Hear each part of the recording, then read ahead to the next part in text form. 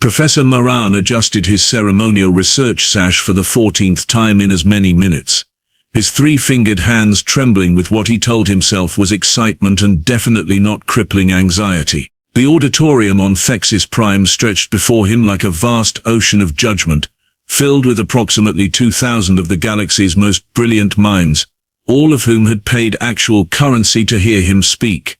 No pressure whatsoever. He was a Quilnar, which meant he stood roughly 7 feet tall, with slate-grey skin that shimmered faintly purple when he was nervous. Right now he looked like a disco ball having an existential crisis. His elongated head featured 2 large amber eyes that could see in spectrums most species couldn't even name, and his lipless mouth was currently pressed into what he hoped looked like confident determination rather than someone who desperately needed a bathroom. 23 years. 23 years of his life dedicated to studying the ruins on Kepler 40Tb, and now, finally, the payoff. The recognition, the respect, the tenure that came with not being laughed out of academic circles anymore. Professor Moran? A stagehand, some eager blicks in turn with too many tentacles and not enough sense, poked one appendage backstage. 5 minutes, sir. The crowd is getting restless.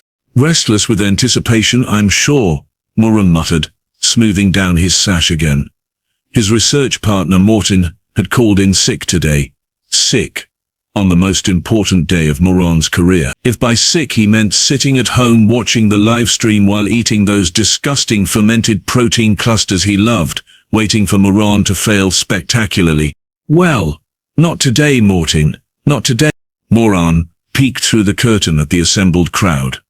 There were Quilnars like himself, obviously beings of culture and sophistication. Several clusters of Vraxians, their crystalline bodies refracting the auditorium lights into rainbow patterns across the walls. A delegation of Kelthans occupied an entire section, their bulk requiring reinforced seating. He even spotted a few Zephrons hovering near the ceiling, their gaseous forms contained in their environmental suits. And way in the back, a human, just one. Moran squinted, his enhanced vision focusing on the small bipedal creature with brown skin and dark hair pulled back in what humans called a ponytail. Curious.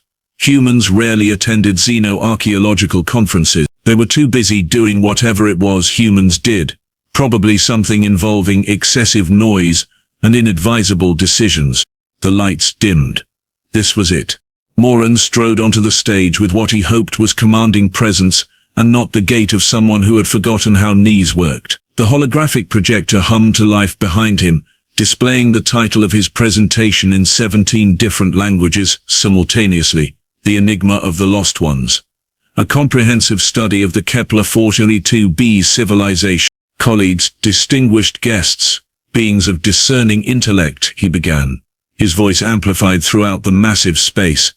Today I present to you the culmination of over 2 decades of research into one of the galaxy's greatest mysteries. A murmur of interest rippled through the crowd. Good, excellent. His 7 hearts pulsing at different rhythms throughout his torso, began to settle into something approaching calm. The civilization we discovered on Kepler 442b represents a paradox that has puzzled xenoarchaeologists for nearly half a century. Here was a species that achieved remarkable technological advancements, sophisticated urban planning, and complex social structures. They built towers that scraped their sky. They harnessed fusion energy. They created networks of communication that spanned their entire planet. Moran paused for dramatic effect, a technique he had practiced in front of his mirror at home while his domestic algae colony judged him silently. And then, without warning, without explanation, without leaving a single biological trace, they vanished. Completely, utterly, gone. The hologram behind him shifted to show aerial footage of the ruins, vast cities of metal and composite materials, streets lined with strange wheeled vehicles, buildings with transparent barriers covering their openings. No bodies, no grave sites, no records of plague, war, or natural disaster.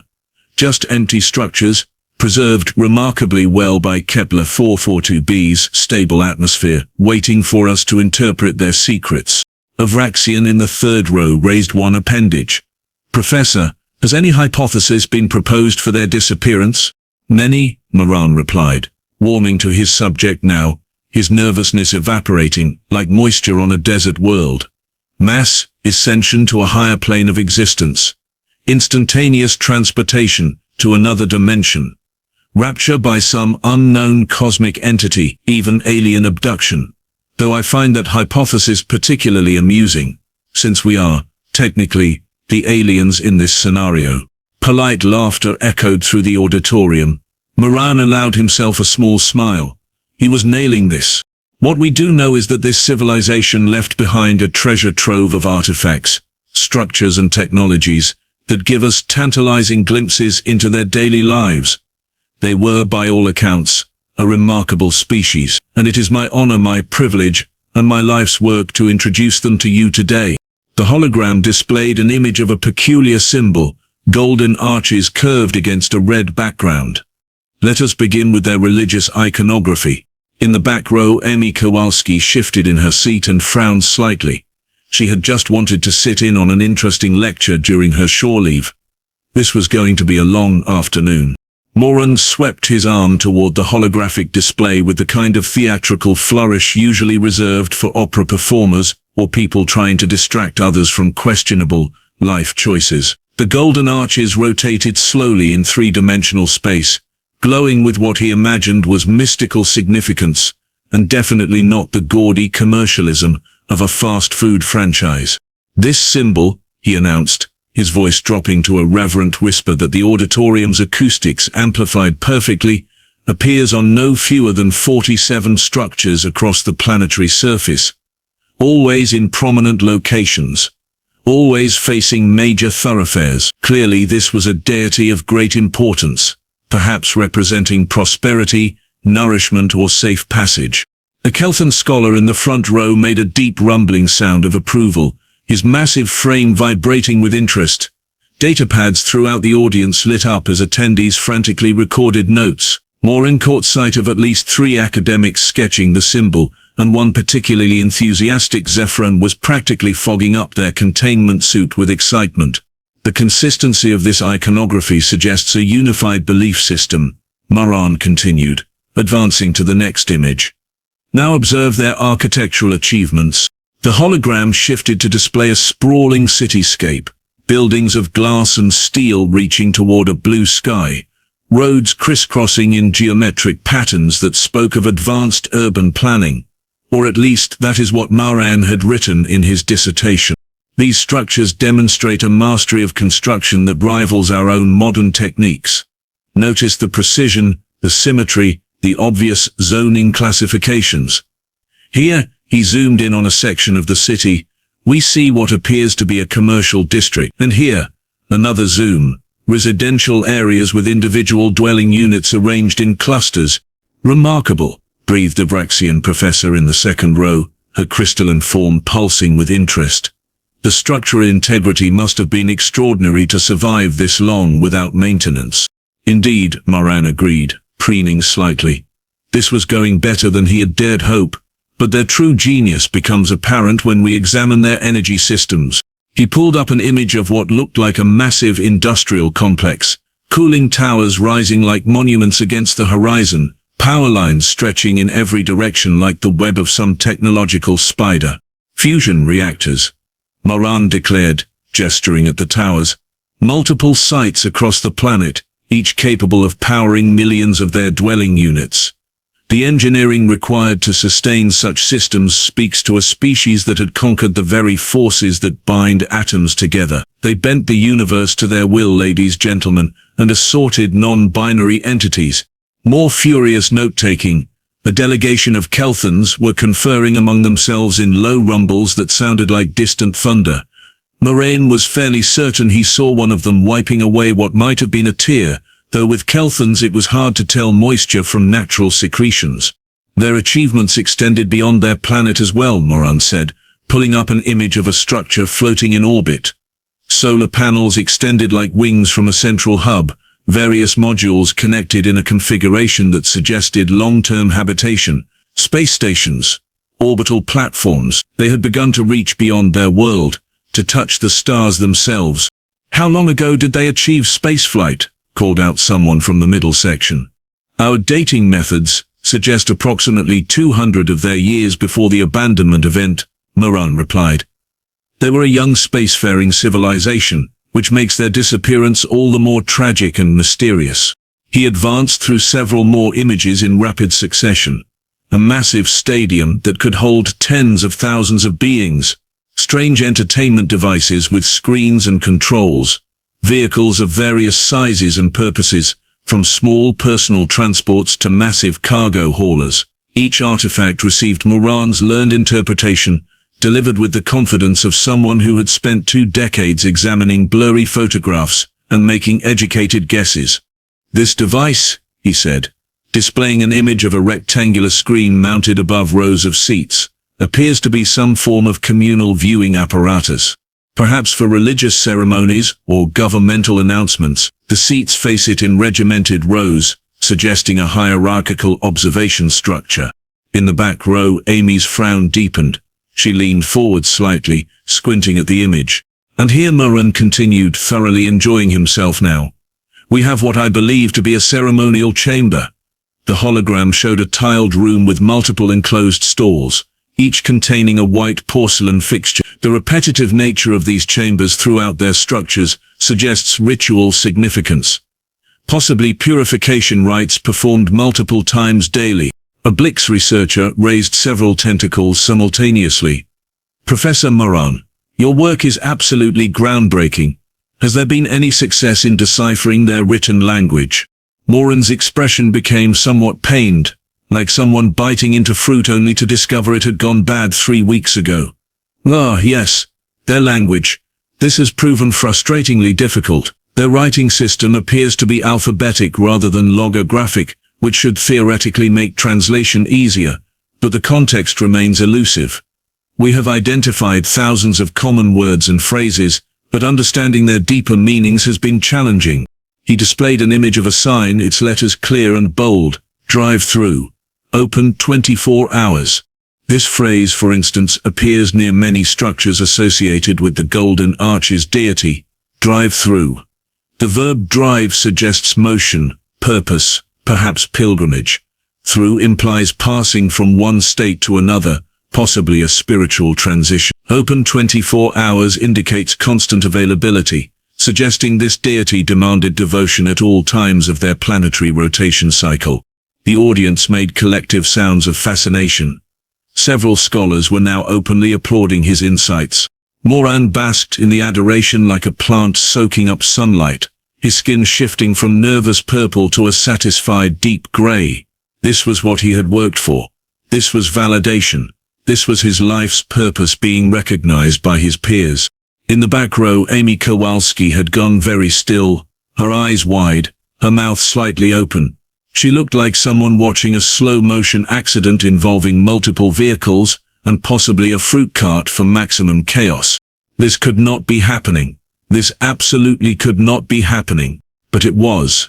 Amy Kowalski had been having a perfectly nice day up until about 15 minutes ago. She had been on shore leave visiting Thexis Prime because her service rotation with the Galactic Merchant Fleet had dropped her here for a week. And she had thought, why not attend an academic conference, learn something new, expand her horizons?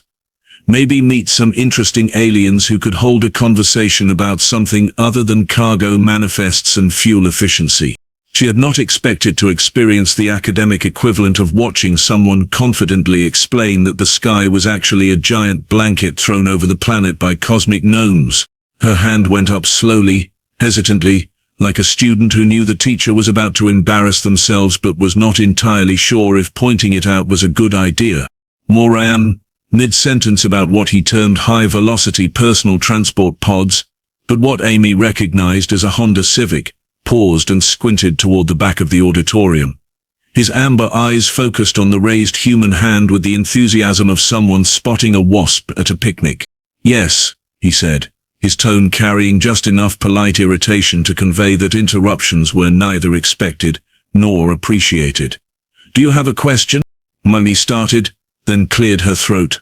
Yes. Actually, I do. Several, in fact. Please make it brief, Moran said, his smile tight enough to crack walnuts. We have considerable material to cover, and I would prefer to maintain our schedule.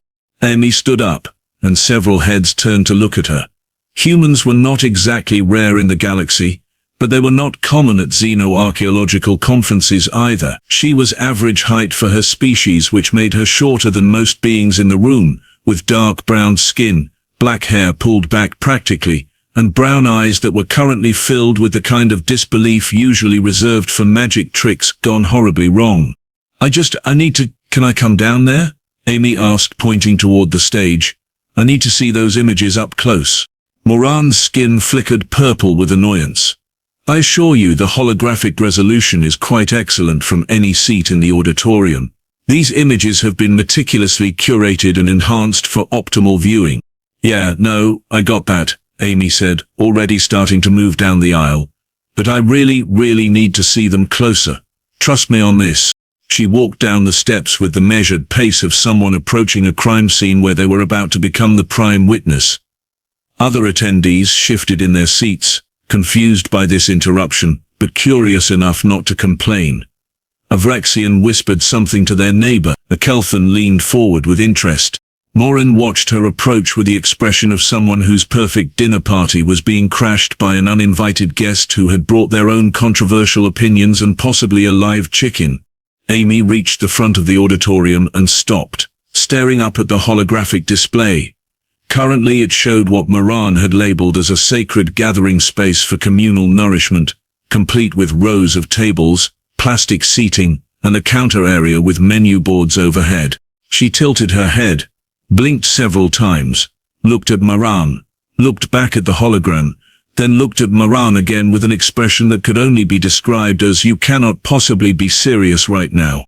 Is that, she said slowly, carefully, like someone defusing a bomb made of awkwardness, is that a Burger King? Moran drew himself up to his full 7-foot height. That is a temple dedicated to the Burger King deity, yes. We have identified the iconography at multiple sites. A crowned figure, clearly royalty, associated with nourishment rituals. The religious significance is quite apparent. Amy's mouth opened, closed, opened again. No sound came out. She looked like a fish, attempting to process advanced calculus. Professor, she finally managed, her voice climbing half an octave. Can you go back to that previous image? The one with the golden arches? The prosperity deity symbol? Moran asked, irritation giving way slightly to confusion. Why was this human so fixated on his research? Sure, Amy said, her voice tight. Let's call it that. Can you show it again? Moran gestured, and the hologram cycled back to the golden arches rotating majestically against a backdrop of blue sky and parking lot. Amy stared at it for a long moment. Her hands came up to cover her face.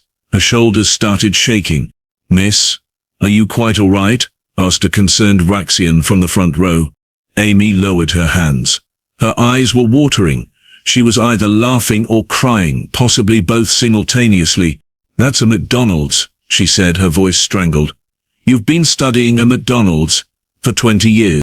The auditorium went very quiet.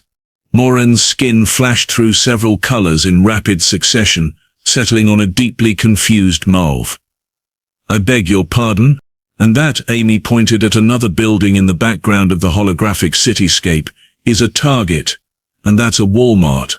And oh my God, is that the strip mall on Henderson Avenue in New Sacramento? Her voice was getting louder now, rising with each identification, carrying across the stunned silence of 2,000 academic professionals who were beginning to suspect their afternoon had just taken an unexpected turn. Moran stared at her. How could you possibly know these names? Amy turned to face him fully, and her expression had shifted from disbelief to something approaching sympathetic horror. Because I'm human, she said simply.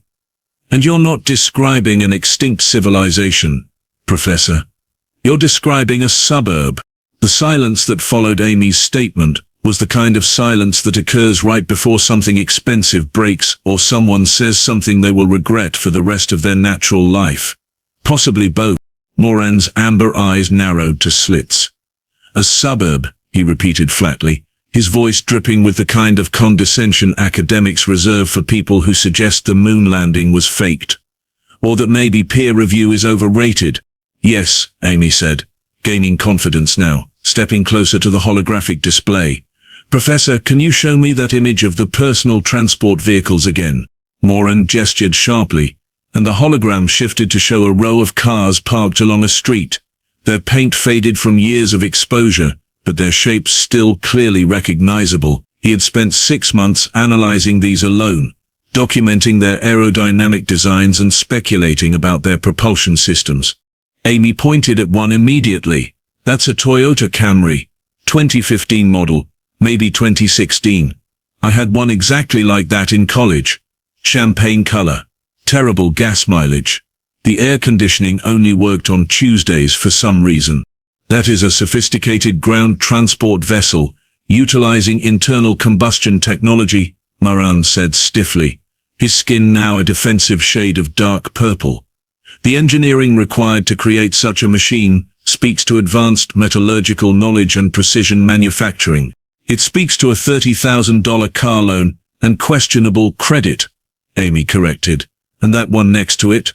That's a Ford F-150 pickup truck. Probably belonged to someone who insisted they needed it for hauling stuff, but actually just used it to drive to their office job and complain about gas prices. Several aliens in the audience leaned forward with interest. A Blix researcher turned to their neighbor and whispered something that sounded like confusion rendered in tentacle language. Moran pulled up another image, this one showing the interior of what he had classified as a domestic habitation unit. Various devices sat on countertops, their purposes mysterious and their designs elegant in their simplicity. These artifacts, Moran began, but Amy was already pointing. Microwave, she said, indicating a boxy white device. That's a coffee maker. That's a toaster. Oh wow, that's one of those air fryers that everyone bought during the pandemic and used exactly twice before it became a very expensive counter-decoration. These are clearly food preparation devices utilized in complex culinary rituals, Moran protested, but his voice had lost some of its certainty. The electromagnetic radiation chamber alone suggests advanced understanding of molecular excitation. It suggests someone wanted to reheat leftover pizza in 3 minutes, Amy said. She was on a roll now, pointing at objects in rapid succession. That's a blender. That's a dish rack. That's a fruit bowl, which I guarantee you had no actual fruit in it, just old batteries and receipts that someone kept meaning to organize. The murmuring in the audience was growing louder. A Vraxian stood up. Professor Moran, is this human suggesting that she recognizes these artifacts? She is confused, Moran said quickly, desperately. Perhaps suffering from some form of pattern recognition error, common to her species. Humans are known for seeing familiar shapes in random data. They call it pareidolia. I call it having eyes that work, Amy shot back. She pointed at another image, this one showing a street corner. Those are traffic lights. Red means stop, green means go, yellow means speed up before it turns red because you're already running late and cannot deal with this right now. They're clearly a sophisticated system of visual communication for coordinating the flow of transport vessels through dense urban environments. Moran argued. Yes, Amy agreed. That is literally exactly what they are. We invented them in... A Kelfin in the third row made a deep rumbling sound. 1912 in whose calendar system? Human calendar, Amy said. Earth standard. These traffic lights are older than my great-grandmother, and she lived to be 97 and spent her last decade yelling at the television. Moran cycled through several more images, trying to regain control of his presentation. He showed what he had termed long-distance communication towers, tall metal structures with various antennae and dishes attached. Cell towers, Amy said immediately. For mobile phones. Also terrible cell phone coverage if I remember correctly. New Sacramento had like 2 bars maximum, and everyone complained about it constantly on social media, which is ironic when you think about it.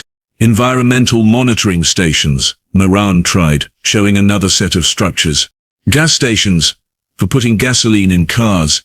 You could also buy overpriced snacks and use questionable bathrooms. Cultural documentation centers, Moran said, pulling up an image of a building with large glass windows and visible shelves inside. That's a public library, Amy said, and her voice softened slightly. Actually, I spent a lot of time in libraries like that. They're nice, quiet, good places to study or pretend to study while actually reading fantasy novels. She walked closer to the display, examining a wider shot of the city.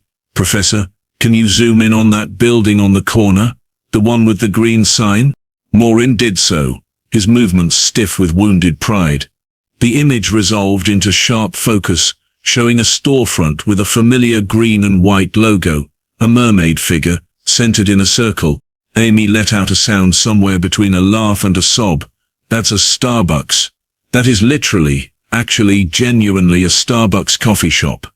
I worked there for 2 years during undergrad. I can still smell the espresso and broken dreams. The significance of the aquatic female figure suggests ties to maritime culture or water deity worship, Moran said weakly. The significance of the aquatic female figure is that someone in corporate marketing thought it looked cool on a cup, Amy replied. She turned to face the audience, spreading her hands. I'm not trying to ruin anyone's day here, but this isn't an extinct civilization. This is Earth Colony New Sacramento. We evacuated it like 50 years ago because of some atmospheric processing issues. It wasn't a mystery. We just left. We packed up and went somewhere else. That's what humans do. The auditorium erupted into confused chatter, dozens of conversations happening simultaneously in multiple languages and communication styles. Moran stood frozen on the stage, his skin cycling through colors like a mood ring, having a breakdown, his carefully constructed life's work crumbling around him like a sandcastle at high tide. This could not be happening. This absolutely could not be happening. But it was. Moran's hands were shaking as he frantically cycled through his presentation files, trying to find something, anything that would salvage this disaster. His 7 hearts were doing their own individual panics, beating at completely different rates, which was not helping his concentration or his blood pressure. Wait, he said, his voice cracking slightly. Wait.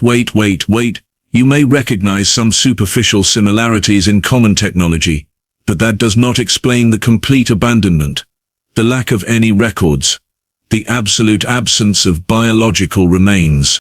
He pulled up a new image, one of his favorites, something he had featured prominently in his book. It showed an office interior, desk neat and organized, various items arranged with obvious care, and there, in a simple frame next to a device Amy would probably call a computer monitor, sat a photograph.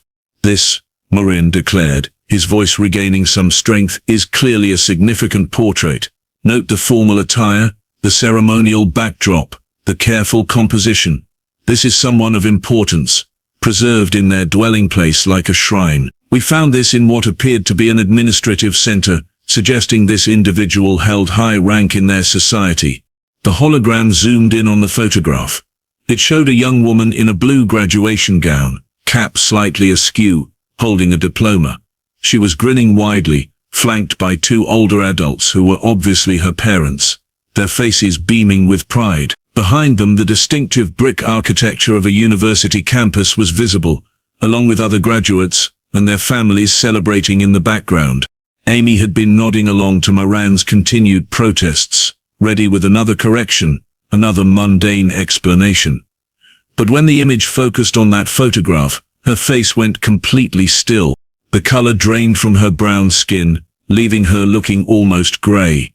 Her mouth opened, but no sound came out. She took a step forward, then another, moving like someone in a trance, until she was standing directly in front of the holographic display, staring up at the image with an expression of absolute shock.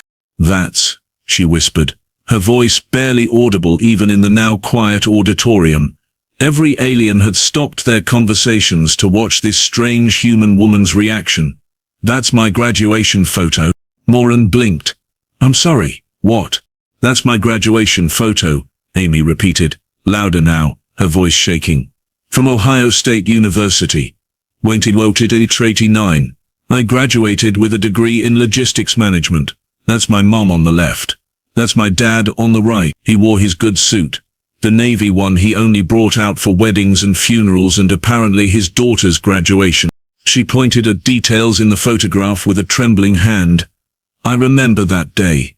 It was stupidly hot. Like disgustingly hot. My cap kept sliding off because I was sweating so much. We went to dinner afterward at that Italian place Mom loved. The one with the breadsticks. I ate like 40 breadsticks. My brother made fun of me. This is my actual graduation photo. The auditorium exploded into noise. Aliens were standing up shouting questions, arguing with each other, demanding explanations.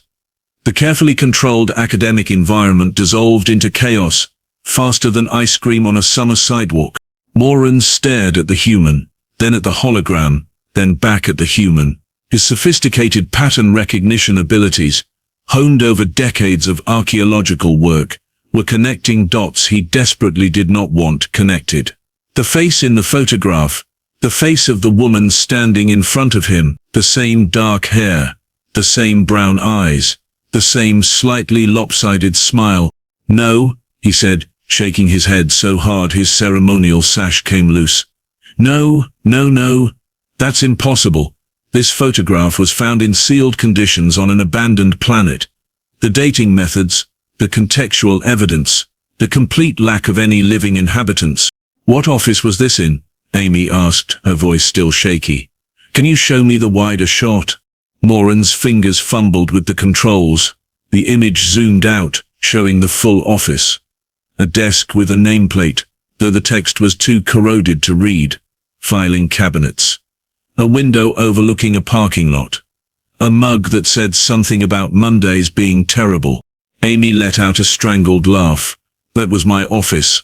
I worked in colonial administration. Permit processing. Not exactly glamorous.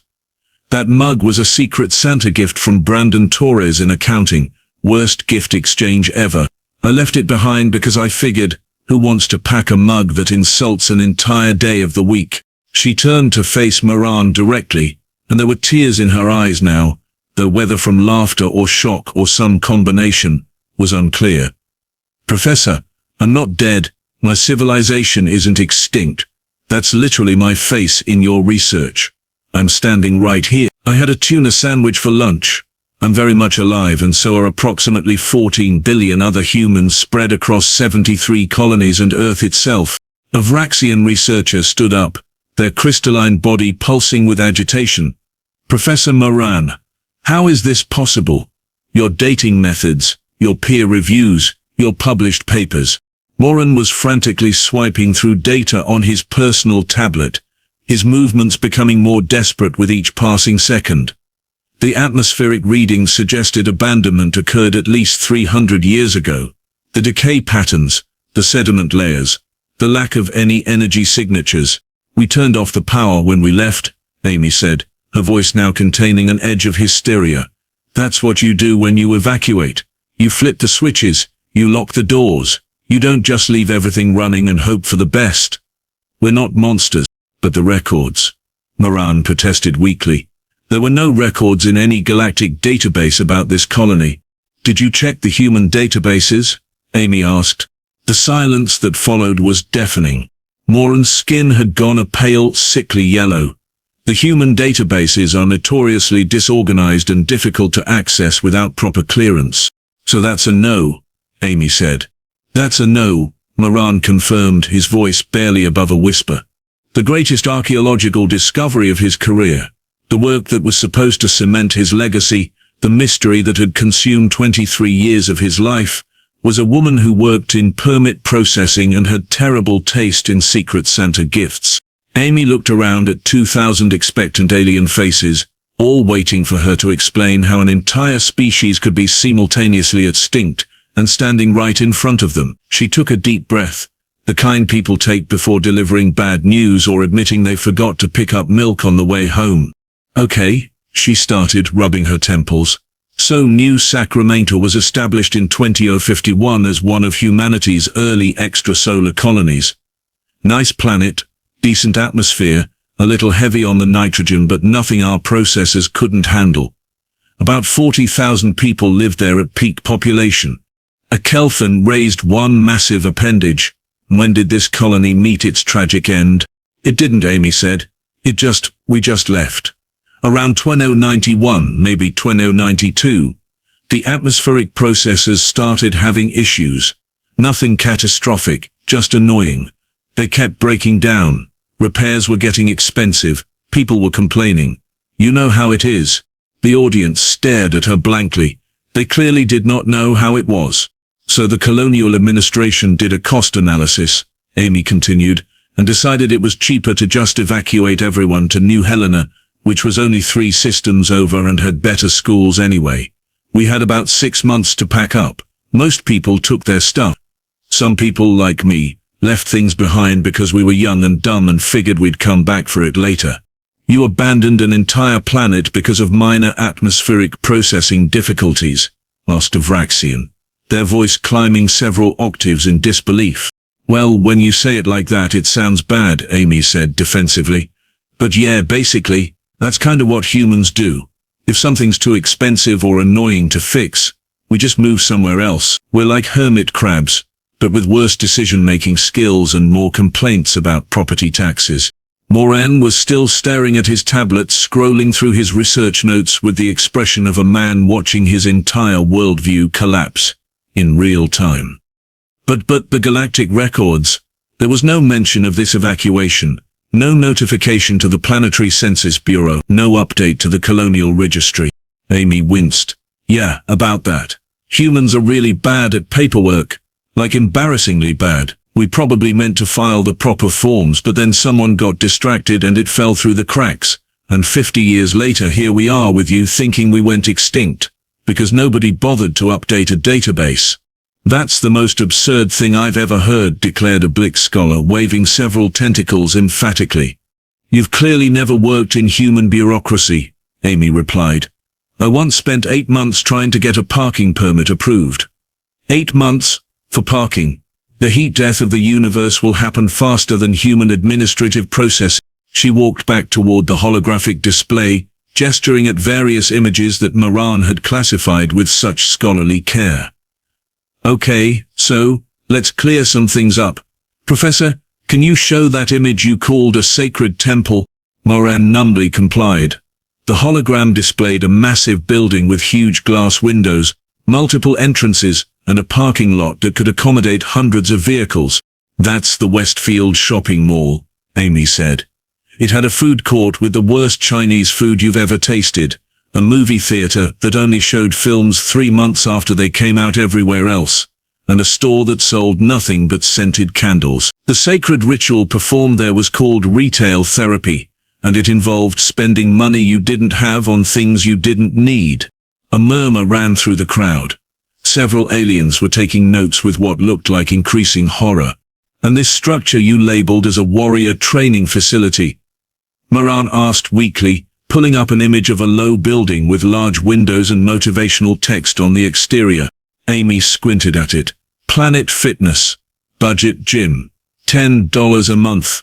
They had a thing called the lunk alarm that went off if you grunted too loud while lifting weights. Nobody actually went there to get fit.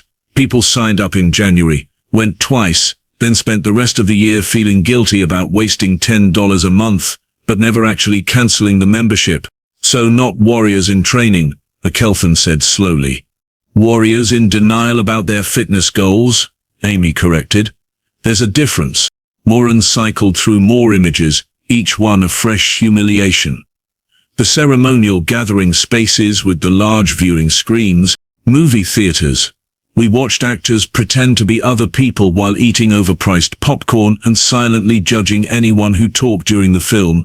The structures with the parallel metal pathways, train tracks, for trains, which are like big cars connected together that run on rails. We invented those in the 1800s, and then spent the next 200 years arguing about whether we should invest in high-speed rail. These texts we recovered. Moran held up images of various printed materials, their pages yellowed but readable. We thought they might be religious scriptures or historical records. Amy leaned in to look. That's a microwave instruction manual. That one's a takeout menu for a Chinese restaurant. And oh my God, that's a copy of People magazine from 2007. I remember that issue. There was a whole thing about some actor's divorce. Nobody cared, but we all read it anyway. People magazine, Moran repeated, dully. Celebrity gossip publication, Amy explained. Printed on paper, bought at grocery store checkout lines by people who wanted to feel better about their own lives by reading about rich people's problems. Your civilization recorded the personal difficulties of wealthy individuals and distributed these records for mass consumption, Avraxian stated, trying to process this information. Every week, Amy confirmed.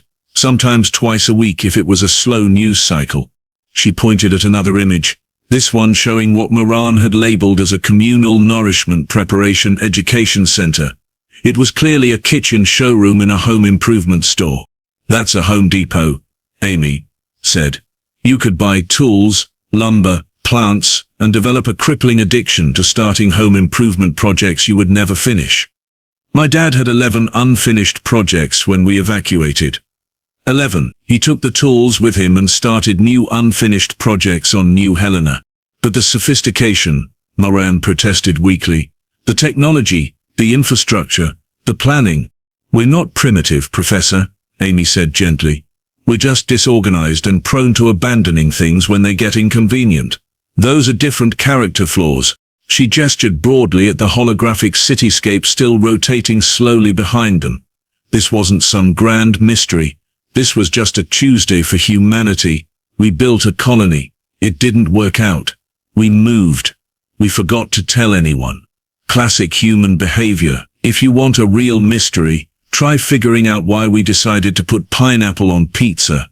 That's a question that has divided our species for centuries and will probably outlast our sun. The auditorium had gone quiet again, but this time it was the stunned silence of people whose understanding of the universe had just been fundamentally rearranged, like furniture moved in the dark, surprising and slightly painful. Moran looked down at his tablet, at his notes, at his carefully documented evidence of a lost civilization. 23 years, 217 research papers, 46 academic conferences, 1 best-selling book. All of it about a suburb someone forgot to mention they'd left. The laughter started small, a single Blix researcher in the back whose tentacles were shaking with suppressed amusement. Then Avraxian joined in, their crystalline body chiming with the sound. Within seconds, the entire auditorium was filled with the laughter of 2,000 academics who had just witnessed the most spectacular research failure in modern xenoarchaeological history. Moran stood frozen on the stage, his skin cycling through colors so rapidly, he looked like a malfunctioning traffic light. His ceremonial research sash hung limply from one shoulder. His tablet slipped from his nerveless fingers and clattered to the floor. His 7 hearts were all beating in perfect synchronization now, unified in their shared panic. This is not funny, he said weakly, but his voice was drowned out by the continuing waves of laughter. This is serious academic research, decades of work. Peer-reviewed, published. Published where? Called out a familiar voice from the upper section. The journal of things that are actually just normal human stuff. Moran's eyes snapped up to see Professor Mortin standing in his seat, all 4 of his arms waving dramatically. His species, the Threxians, had faces capable of the most annoying smirks in the known galaxy, and Mortin was deploying his at maximum smugness. Mortin, Moran growled. Moran, Mortin replied, his voice dripping with false sympathy. I am so sorry I missed your presentation due to illness. Oh wait, no, I am not. Because watching the recording is going to be even better. I'm going to watch it every day. Maybe twice on weekends.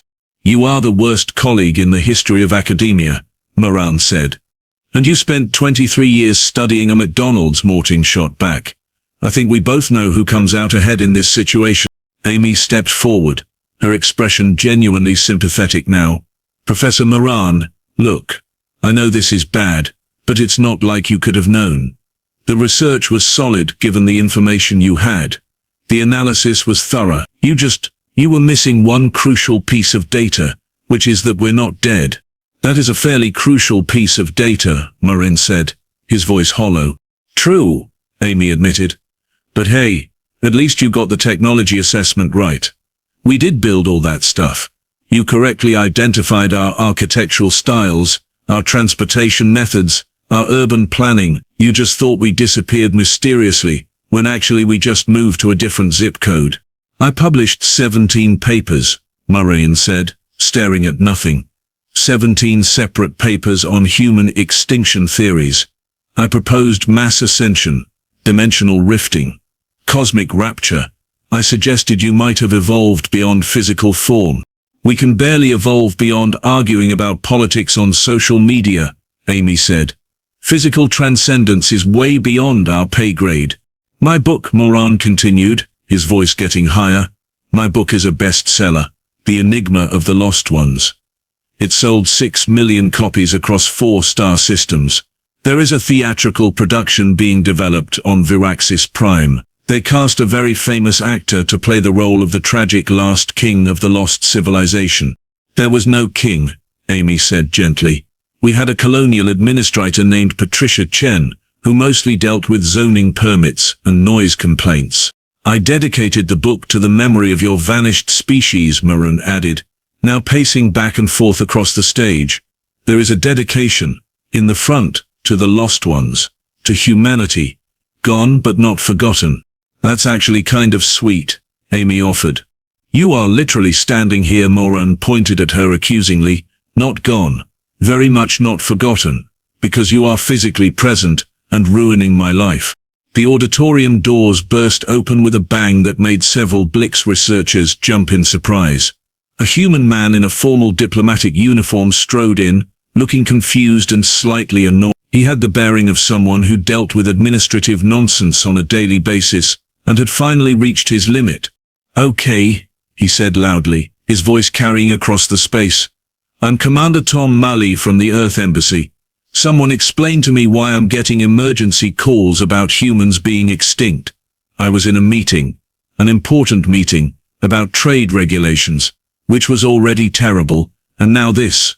He spotted Amy standing on the stage next to the holographic display of New Sacramento. Kowalski? What are you doing here?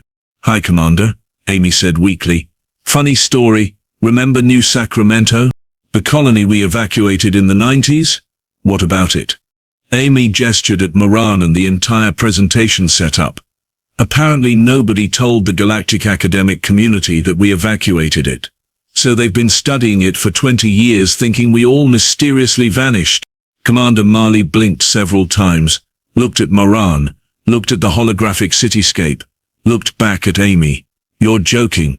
I'm really not, Amy said. We abandoned a colony and forgot to file the paperwork, Commander Mully said slowly, processing this information. That's the size of it, Amy confirmed. Commander Mully pinched the bridge of his nose. Of course we did. Of course we did. Why would we do something sensible like notify people? That would require effort, organization, basic administrative competence. He turned to address the auditorium. On behalf of humanity, I apologize for the confusion. We are not extinct. We are simply very bad at updating our records. Carry on. Morton was now openly cackling in his seat. Other academics were trying to hide their laughter behind data pads with varying degrees of success. Several were already recording notes, clearly planning their own papers about this incident.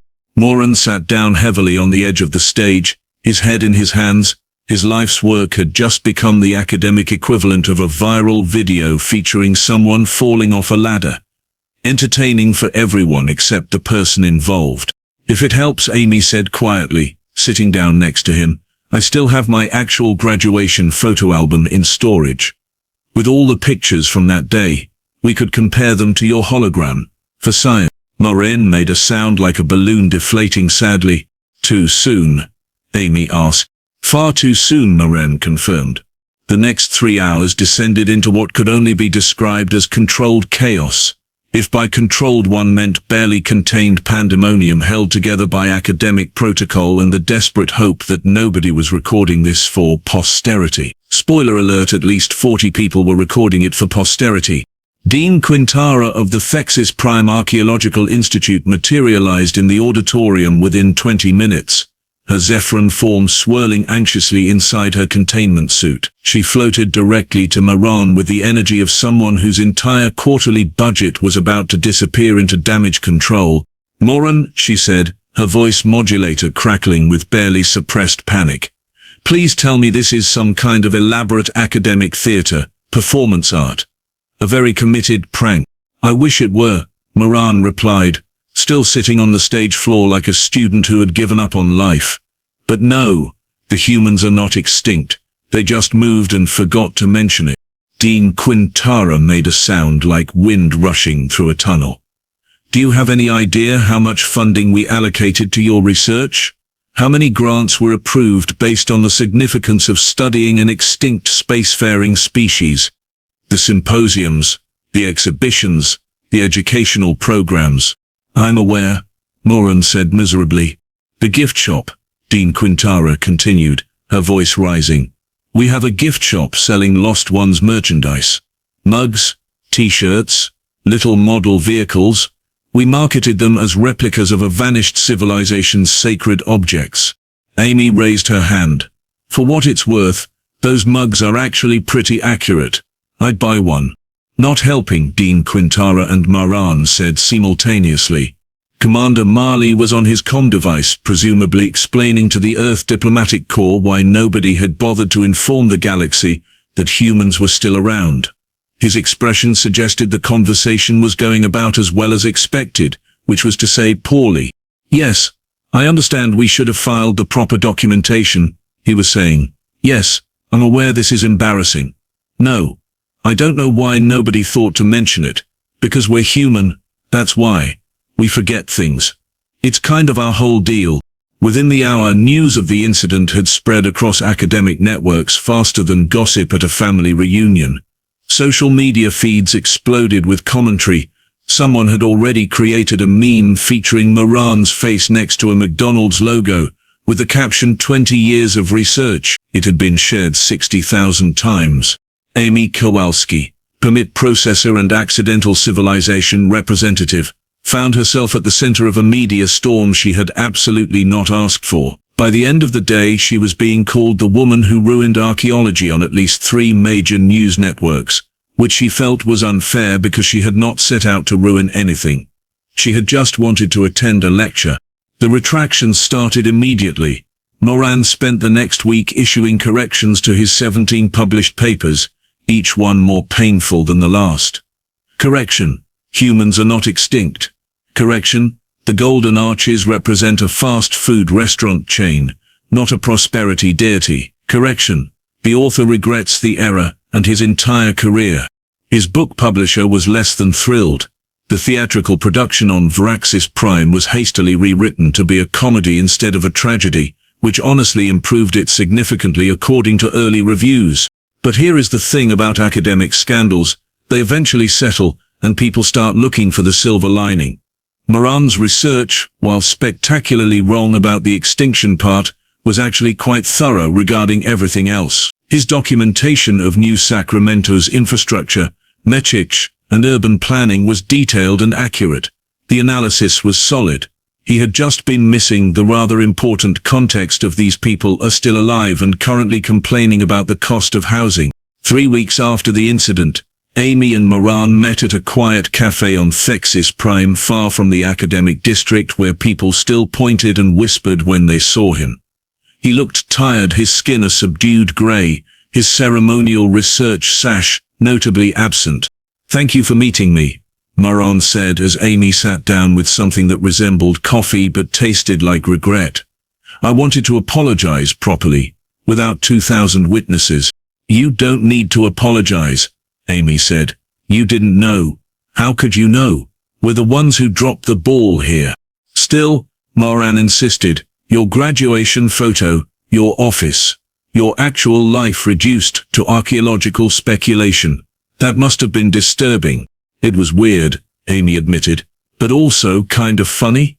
Like I spent years processing permit applications, and it turns out that was more exciting than I thought because someone wrote a best-selling book about it." Moran pulled out a copy of The Enigma of the Lost Ones from his bag. The cover featured a dramatic illustration of empty city streets under an alien sky. Very atmospheric, very tragic, very wrong. Would you, he hesitated. Would you sign it? I know that's ridiculous, but you're technically the subject of the book, even if I completely misunderstood everything about your existence. Amy laughed and took the book. What should I write? Whatever you think is appropriate, Moran said. Amy thought for a moment, then wrote, To Moran, thanks for making my mundane life sound mysterious and important. Sorry we're not dead. Best wishes, Amy Kowalski, permit processor, very much alive. Moran read it and made a sound that might have been a laugh or a sob. Perfect. They sat in companionable silence for a moment, drinking their terrible coffee. Can I ask you something? Moran said finally. Sure. The Starbucks cup. In my research, can I still call it a ceremonial chalice? Just, for my own dignity. Amy considered this. Tell you what. You can call it a ceremonial chalice if you add a footnote explaining that the ceremony was overpaying for coffee while pretending to be sophisticated. Deal, Moran said. And somehow, impossibly, they both smiled.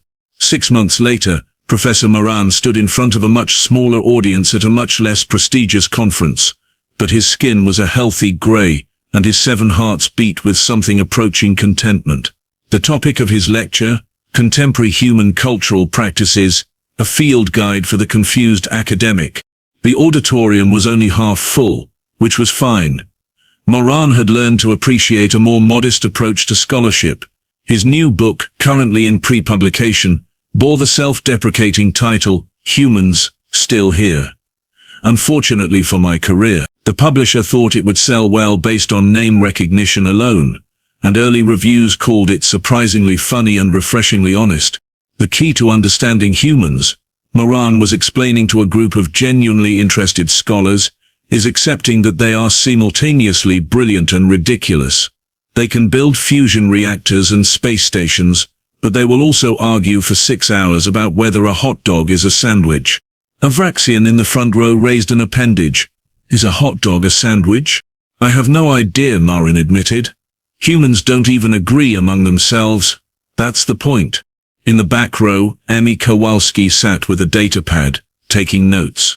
She had become a paid consultant for xenoanthropologists, which was a fancy way of saying she got paid to explain human weirdness to confused aliens.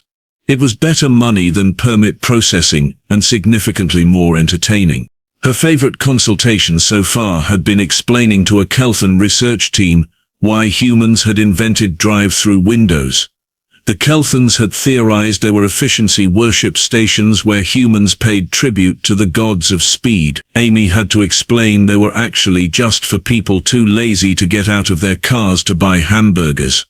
The Kelthans were more disturbed by the real explanation than their original theory. And this brings us to human entertainment, Moran continued.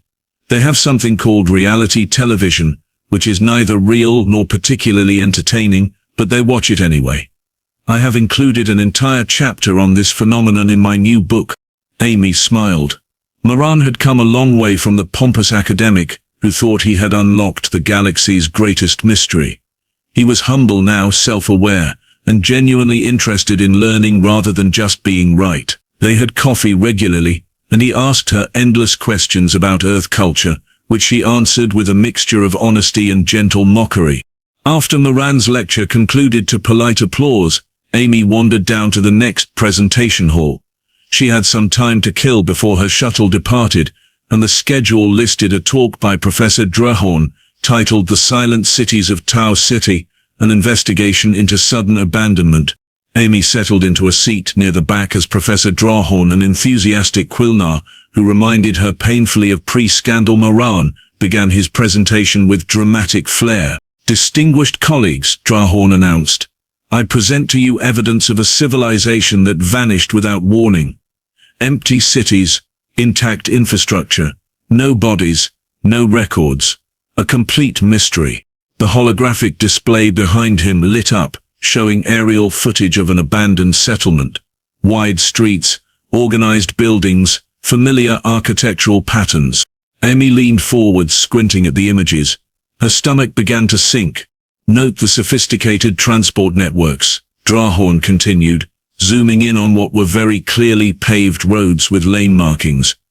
The uniform dwelling structures arranged in precise geometric patterns. Oh no! The religious iconography appearing at regular intervals throughout the urban centers.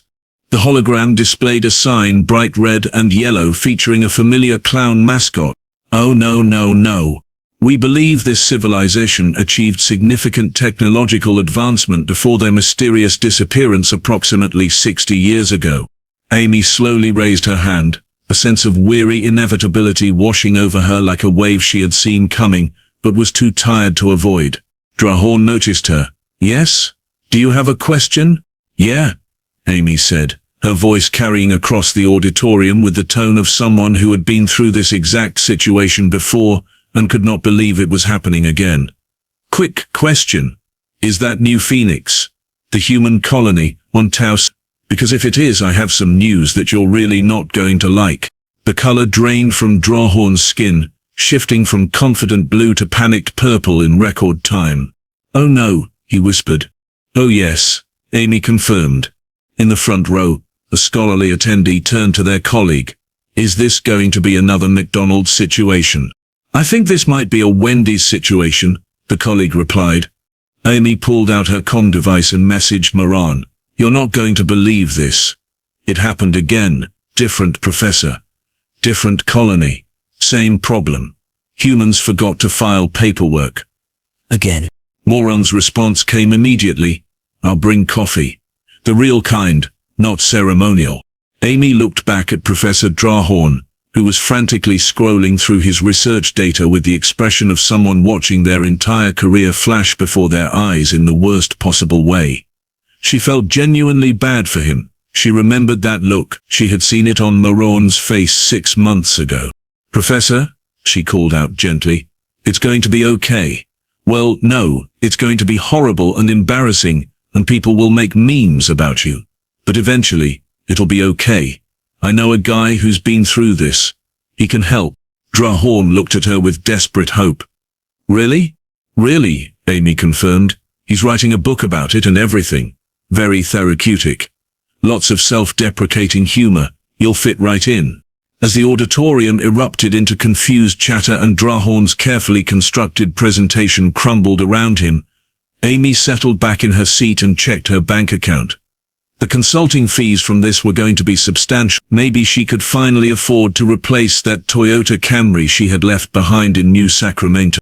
The one that was currently labeled in 17 academic papers as a sophisticated ground transport vessel of mysterious extinct civilization. She smiled. Humans might be terrible at paperwork, but at least they were consistently terrible. And in a galaxy full of meticulous record keepers and organized scholars, there was something almost refreshing about being the species that kept accidentally convincing everyone they were dead. Here we go again, Amy muttered, pulling up a fresh note-taking file on her datapad. Professor Moran's ceremonial research sash had been through worse. So had his career, and somehow, improbably,